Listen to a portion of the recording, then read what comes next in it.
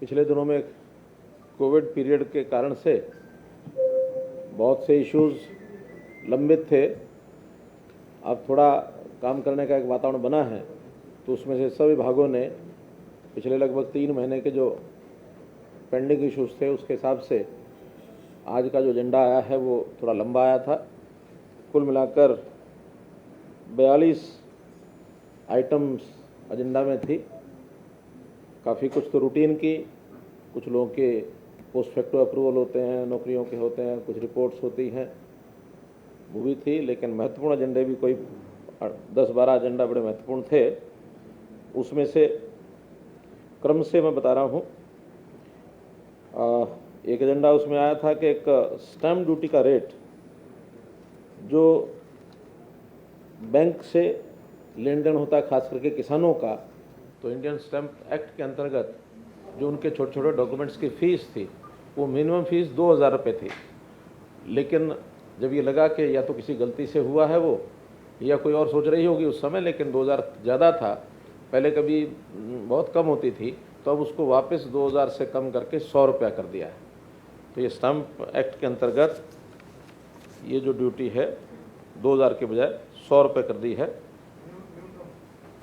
झाड़ली जो power house है, वहाँ जिन लोगों की भूमि अधिग्रहण हुई थी, जो विस्थापित हुए थे, उनमें 212 लोगों को, विस्थापितों को नौकरी दे दी गई थी उनको कंपनसेट करने के लिए।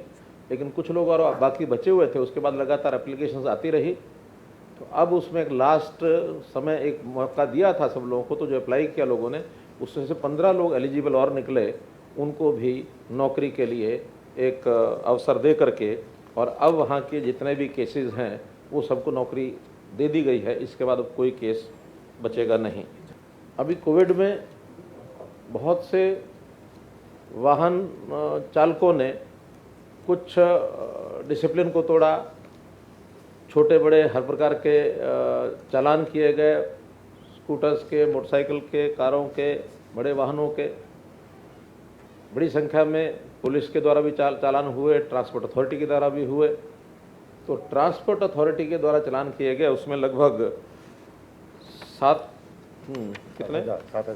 7,000 ऐसे वाहन। इनको वैसे तो जुर्माने बहुत ज़्यादा बनते हैं, जो प्रेस्क्राइब्ड रेट्स हैं, लेकिन उसमें रेट्स कम कर दिए गए हैं।